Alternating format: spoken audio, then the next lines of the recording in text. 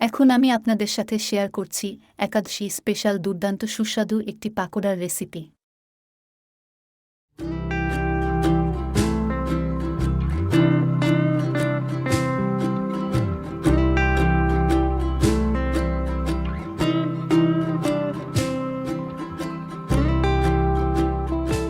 দুর্দান্ত সুস্বাদু করে সবজি পাকোড়া করে নেওয়ার জন্য ফুলকপি কুচি করে কেটে নিয়েছি, সাথে আলু কুচি করে কেটে নিয়েছি, বাঁধাকপি যতটা সম্ভব কুচি করে কেটে নিয়েছি।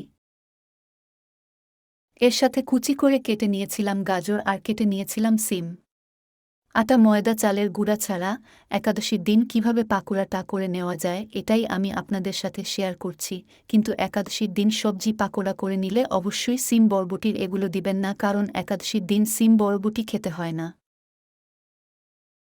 এই রেসিপিটা আপনাদের সাথে শেয়ার করার জন্য একটি মিক্সিং বোল নিয়ে নিচ্ছি বাঁধাকপি কুচি।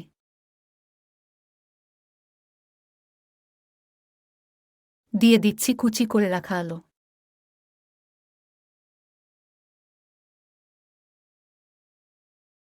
আরও দিয়ে দিচ্ছি কুচি করে রাখা ফুলকপি, কুচি করে রাখা সিম, গাজর। আমি কিন্তু আবার বলছি, একাদশীর দিন করে নিলে সিম কিন্তু দিবেন না।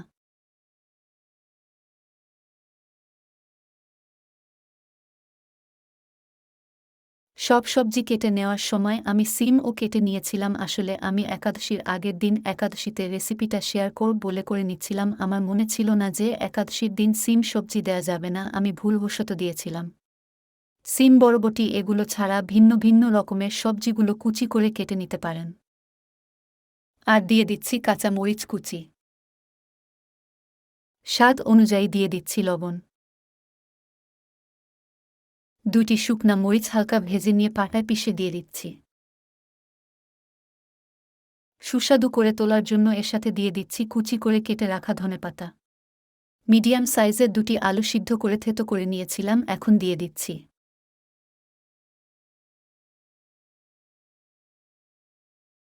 অল্প পরিমাণে দিয়ে দিচ্ছি চিনি। সাথে আরও দিয়ে দিচ্ছি পাতলা করে ফালি করে রাখা আদা। আদা কিন্তু অবশ্যই ফালি করে দিতে হবে, বেটে দেয়া যাবে না। এভাবে আদা দিলে পাকোড়ার টেস্টটা খুব বেশি ভালো হয়। এর সাথে আরও দিয়ে দিচ্ছি বেশ অনেকটা বাজরা আটা। একাদশীর জন্য বাজরা আটাটা কিভাবে করে নিতে হয় তার রেসিপি আমি আমার চ্যানেলে আগে আপলোড করেছি, ইচ্ছা করলে দেখে নিতে পারেন। আমি লিঙ্কটা ডেসক্রিপশন বক্সে দিয়েও দিচ্ছি।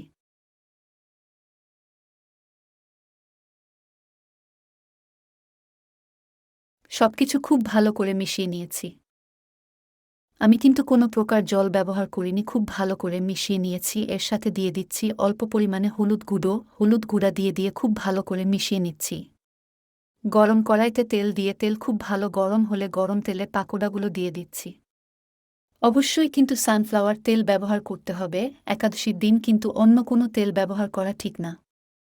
চুলার আঁচটা মিডিয়াম রেখে অনেকটা সময় নিয়ে খুব ভালো করে ভেজে নিচ্ছি।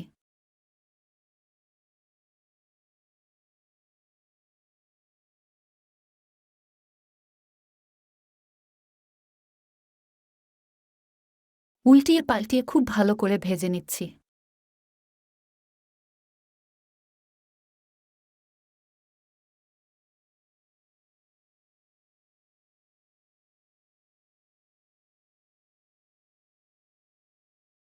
উল্টিয়ে পাল্টিয়ে খুব ভালো করে ভেজে নেওয়া শেষ, এখন তেল ঝরিয়ে তুলে নিচ্ছি।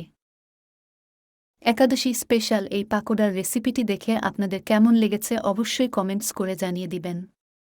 একাদশী স্পেশাল সুস্বাদু সুস্বাদু রেসিপিগুলো পাওয়ার জন্য এবং জন্মাষ্টমী, রাধা অষ্টমী এবং বিভিন্ন ভোগের প্রসাদগুলো পাওয়ার জন্য অবশ্যই আমাদের চ্যানেলটি সাবস্ক্রাইব করে আমাদের চ্যানেলের সাথেই থাকবেন।